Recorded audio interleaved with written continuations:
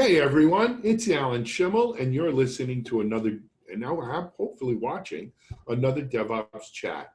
I'm happy to be joined on this episode by Sirish Raghuram. Is that pronounced? Very good, Alan. Yeah. Try.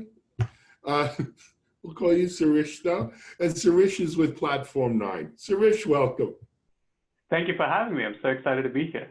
Very, very excited to have you. So Sirish, I know a little bit about Platform9, but maybe our audience doesn't. So why don't we start off with kind of a quick elevator pitch, just so we can lay the groundwork here on. Give us a little bit of your background, your personal journey, how you came to Platform9, and then a little bit about Platform9. Yeah, happy to. So I was an engineer at VMware from 2001 till 2013. And I started Platform9 with three other early engineers from VMware, Madhura Maskaski, Rupak Parekh, and Vic Lee. And the idea behind Platform9 was it's so easy to go to the public cloud and consume infrastructure in a public cloud provider's data center as a cloud service. But what if I'm an organization that has, for a variety of reasons, a combination of different kinds of infrastructure, some on premises, some in my customer premises, some in partners, some in the public cloud, and that is evolving as we acquire companies and so forth. Wouldn't it be nice if I had a way by which I could stretch that Amazon cloud to make it work on any infrastructure that I have? So take any infrastructure that I have and just turn it into a cloud, right? Take servers, bring my own service, turn it into a cloud, right? That's the core idea behind Platform9. We make hybrid clouds really easy by bringing that public cloud like experience to developers onto infrastructure anywhere that our customers choose to bring. Boy, could I have used you in like 1999. Yeah, we're a little late for that. But yeah, we were a little early. I was part of an early, what we called ASP then, right? Application Service Provider. And called Interliant, was part of the .com, the whole thing. But we did 30 acquisitions in 36 months, mostly of hosting companies. Because back then, a lot of the infrastructure was hosting companies. And with every hosting company that we acquired, it was a different platform. Some were on Sun, some were Windows, some were Linux. And just normalizing them, right? And let alone getting them to work on a single billing platform or whatever. It was beyond us. But what you've just described is the real world pattern that I think most enterprises find themselves in. You know, I always say, Suresh, wouldn't it be great if the whole world was a greenfield, right? And we started on a blank piece of paper with our optimum architecture, our optimum, infrastructure set up, but the world's not green, unfortunately, right? It's more of a brownfield, a mud field. It's completely brownfield. Just last week, I was having dinner with one of our largest customers, Cadence Design, and they were telling me how they keep buying companies. They're a leader in the EDA space, and they have a very large deployment of Platform9, some 45,000 cores across 16 different data centers. They just acquired a company called New Semi recently, and they said we just brought those servers in. They were running a different stack than we were, but they brought it into Platform9. Platform9 just slurped it up, and it just brought it up under a single pane.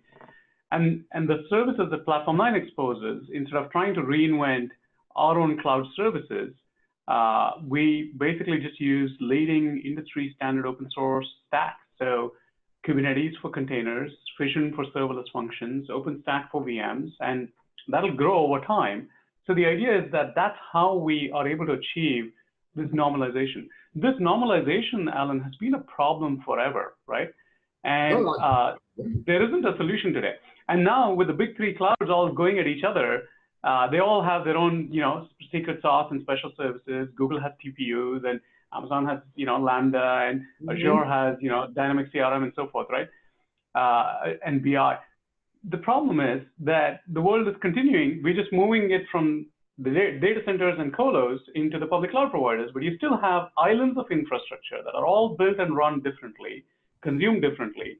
how can DevOps truly have a consistent way of building and operating software and delivering, accelerating the SDLC, software delivery lifecycle, if you continue to have a patchwork of completely different silos of infrastructure? And our approach is, our point of view is that you got to normalize that, and open source technologies, I think, are a very powerful way to normalize that. We make that very easy by providing open source technologies as a SaaS solution that plugs into any infrastructure that you want. Yeah. I mean, I have to tell you, you're right. This is a story older than time, to steal a phrase from a song, right, Suresh? And I also think there's some inherent like law of physics and technology that constantly draws us down this path of making things more complicated by siloing and versioning. And go back to Unix, right? What happened to Unix and how that kind of fell apart because of everyone had to embrace and extend and do their thing. The issue that I see, and you mentioned some real hot buzz items right now, right? Serverless, and you're using Vision, Kubernetes with containers, OpenStack, with VMs. I guess my issue is, what's next? How do we future-proof this? Or is it just very much a, look, I got to take them as they come, and I'll one-off them as these new things come up? Yeah, I think that is never going to end, right? And I think the better approach, I think we shouldn't fight it. I think we should embrace change. If you think about it, in many ways, actually, just tying this back to the DevOps community, Alan, I feel like it's the DevOps community that has been at the forefront of trying to normalize this access to infrastructure. I think it started, at least as I see it, it started with the puppets and chefs of the world in the late 2000s. Gave rise, and then the OpenStack community started to form, and then containers really started to form, Vagrant, and then the Terraforms of the world, right? And now Kubernetes and serverless. My point is that, and I think we've gotten increasingly more sophisticated. If you look at where we started and how we were trying to normalize with 10 years ago to where we are today, we've gotten a lot more sophisticated. And I think in ways which drive a lot more automation, a lot more value and speed to developers and to the business, right? While continuing to normalize. So I think that the open source community, the DevOps community have been at the forefront of doing this. And I expect that that'll continue. I don't know what comes next after Kubernetes. It could be serverless and functions as a service. There's going to be something after that, right? I know that. I don't know what it is. We'll figure that out. I think what we're better off is just being in a place where we are able to embrace these technologies as they come about and use them for new applications and just live in a world where it's going to be a polyglot world of different paradigms. I do not disagree with you one iota. I do think at least for the foreseeable future, and in tech, that can mean 18 months to 5 years, right, or beyond. It is going to be a polyglot world. It is going to be a hybrid world, and we will see. There'll always be something new, right? Because that's also the nature of this beast. But I had a few conversations this past week with a couple of CEOs of startups, venture-backed startups, who were talking about the one game changer they see versus, if we look at the timeline of complexity of the evolution of going to cloud, right? I talked earlier about being an ASP. That was pre-cloud. If we didn't have a cloud and all of these things, is the sheer velocity and volume of the data, of the applications, of what we're dealing with, of information, right? Where the velocity, and a lot of it via automation, is such that it's almost beyond humans to you almost grasp and manage. You almost have, you need automation to do automation. You know what I mean? Or to manage automation. And that adds a level of complexity that I'm sure you guys at Platform9 are having to tackle. And then just the whole, big data is big data, right? I mean, they don't call it big for nothing. It's data. How do you wrestle with that?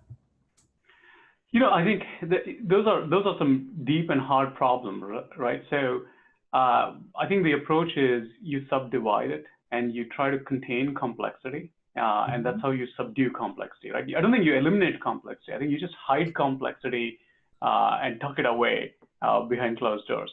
I'll give you an example. One of the trends I see in hybrid cloud is containers are white hot, but containerization of an existing app is hard. So what that's leading to is, unlike virtualization, I think with VMware, Diane Green, the founder of VMware, had a way of saying VMware was a very non-disruptive, disruptive technology, in the sense that, it did not require you to rewrite your apps. You could just take a physical machine, carve it up into multiple virtual machines, and the apps kind of just work the same. Even the operating system, for the most part, did not really need to change. But containers, on the other hand, are a pretty big shift in terms of how we think about architecting applications and running applications and orchestrating applications. So what that means is that it's going to be a longer-term transition to go from a virtualization world to a containerization world. It's going to be a much longer transition. And so what you do is you find a way to keep your... Alan, can you hear me?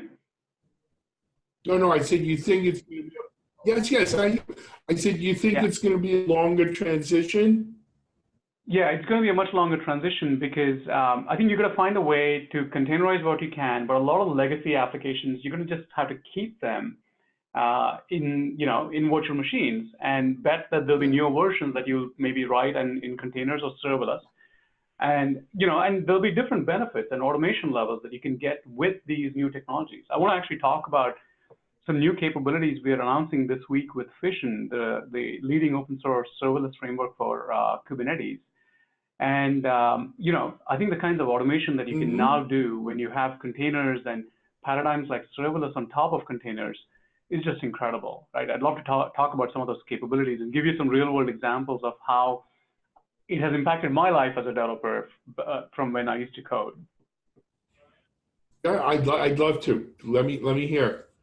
Yeah, so some of these new capabilities in Fission. So Fission is a serverless framework that runs on Kubernetes. What it does is, think of it as doing just-in-time microservices on Kubernetes for you. So what it provides is, for developers, instead of having to see a very complex set of abstractions that Kubernetes has, which are very powerful but have a learning curve to them, Fission simplifies it to say, listen, as a developer, you can provide code, and you can run that in some kind of environment, and you can specify the triggers which invoke that code. The triggers could be HTTP, REST APIs, they could be webhooks, it could be message queues driven. There's a variety of ways for you to say, here's a code, run this code when this happens, right? And behind the scenes, Fission is fully native to Kubernetes, and it orchestrates microservices and containers using Kubernetes. It takes that code when it gets invoked by an end user. Let's say that an end user comes in and invokes an API, and actually invokes that code just in time by spinning up a pod on Kubernetes for you. And when those calls go away, it cleans up those pods. So what that means is, from a development point of view, I can just provide my code and not have to deal with how does that code get packaged, how does the package get deployed, how does the deployment get scaled up or down, when does it run, when does it not run. So it means a very high level of automation for the software developer.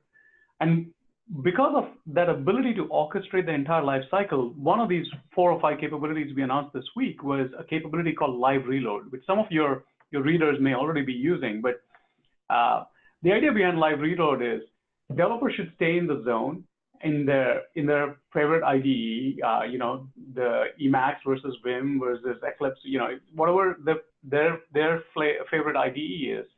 They could just be in the zone writing code, have a separate screen where the code is actually being run in production or being staged in some kind of test environment live. The moment they save code, that live environment should reflect those changes, right? That's the idea, is that you should never have to leave your IDE, to go build some code, package it, deploy it, and then test it, right? All of that should just be a continuous flow. What that means is, as a developer, when you're in the programming stage and not in the design stage, you can just stay very much in the flow. I had this experience with Live Reload for the first time 4 years ago when we hired a UI architect, our first UI architect at Platform9. Before he came on board, I was writing the UI, and I had a 4-second build. Okay, I had a command line that you needed to run, a bash script that invokes some make files and used to build the UI and deploy it into a test environment in 4 seconds. And this gentleman, he came up to me on our first day and said, Sirish, I can't work with this. 4 seconds is killing me. I was like, what are you talking about? 4 seconds, dude. It's like, no, he's like, but it's taking me out of the flow. I need to be in the IDE coding. The moment I save, I have to see it run live. Otherwise, it's just a massive context switch for me. So the first 3 days at Platform9, he actually did nothing but set up a custom live reload system, which I think some front-end developers have been doing over the years. There's ways of doing this. The beauty of Fission is, with this capability being live reload just being available, if you're writing to Fission, you get live reload right out of the box, right? And it's available not just for front-end engineers, but also back-end systems. Save your code, watch it run. Save your code, watch it run, right? So you can just stay in the zone a lot more. And it just shows the level of automation that these new technologies are able to bring. Sure. So let me ask you, Suresh, you mentioned before you used the term, you said Platform9 can kind of like slurp up what you have existing and, and make it run in a public cloud-like environment.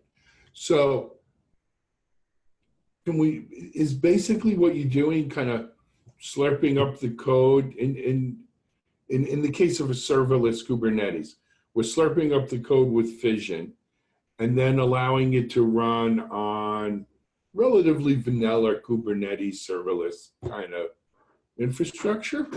Is fair? With serverless, that's exactly what happens. So the developers provide the code or the workflows of code functions. They specify the triggers, and Fission is actually maintaining and serving those requests. So it's aware of, here are the functions that are supposed to serve these endpoints, these webhooks, these respond to these message queues. And there's a router in Fission that, when it sees those requests actually come in, goes ahead and deploys that code just in time using pods, Docker containers on Kubernetes. So that's exactly what happens conceptually. Got it. And again, I'm talking now Platform9 specifically, Suresh. Similar kind of functionality when we're talking about OneStack with containers. Yeah, the idea with rather not one. I don't know why I got OneStack. Yeah, with OpenStack, you see a similar behavior where our customers can bring us with their existing server infrastructure. Most of our customers start with an existing brownfield, often a messy patchwork of different kinds of infrastructure that have been silos, some VMware, some bare metal Linux, running Linux, some public cloud environments. And Platform9, when you overlay on top of that infrastructure, it discovers the VMs, the storage, the networks, whether in the public cloud or in your data center, and brings that all under management with OpenStack. Similarly, with Kubernetes, you can kind of get Kubernetes to work across any of your infrastructure, and you can deploy your applications using Kubernetes on any of these different infrastructure by managing them as clusters. And the idea is, when you're in the container world, your cloud looks like a Kubernetes cluster, right? And you don't know and you don't care if that cluster happens to be on a rack in your data center or in a customer environment or in the public cloud environment. Got it. I mean, it's fascinating stuff. I don't know if you would have this information at your fingertips, but on average, your average customer, Suresh, how many different infrastructure stacks are they or were they running before coming to Platform9? Let me say the customers who've been with us a year, because by that time they've probably expanded it to more of their estate as opposed to starting some. So often customers can start small, right? Customers who've been with us a year, typically I see 3 stacks. I do see 3 stacks. Often one public cloud and a couple of data centers or a couple of different, and the data centers, they could be the legacy and they could be new greenfield, right? So 3 is probably my best guess. We have customers like Cadence and Autodesk who are deploying us on 16 different, They're doing a lot of acquisitions as well, though, right? The big Fortune 500 companies, right? So they tend to be very acquisitive. They tend to be global. They have use deployments across the globe. But those are, I mean, we have customers who are not much smaller than Fortune 500s, and but still have an interesting combination of infrastructure. They have old legacy, and they have shades of legacy sometimes. You see, oh, the 5-year-old infrastructure, here's the 2-year-old infrastructure, and here's what we're doing new, right? So, and the new could sometimes be just in the cloud. The beauty of our model is we're really agnostic to the infrastructure. It's really what the customer has and wants to use. And if they want to go all in on the public cloud and retire the data centers, it's their choice. And if they want to go more on premises, that's again their choice. So the beauty is that we're giving them that cloud experience on any infrastructure of their choice. Excellent, excellent. Suresh, I told you when we started that this time goes so quick. If I told you we were on for almost 25 minutes now, I wouldn't believe you. Yeah. Yeah, we went over. We're coming up. It's half past the hour. Anyway, listen, fascinating discussion. This is a real, I mean, I can see why Platform9 is having the success it has. This is a real, this is real life problems that people deal with. It's all great to talk about what a great time we live in with all of this great technology, but where does the rubber meet the road in getting what you already have onto it and working it and normalizing it? This is going to be a problem for the, as we both said, certainly for the rest of our working life, I'll bet you. But anyway, thanks for being our guest on DevOps Chat today, or DevOps Video Chat, as the case may be. Continued success with Platform9. I didn't mention, for people who want to get more information, platform9.com. Yes, exactly. And thank you for having me. It's a pleasure, and I look forward to catching up soon. We will, for sure. Okay, Sirish Raghuram, CEO, Platform9. This is Alan Schimmel for DevOps.com. Thanks for listening, everyone. Have a great day.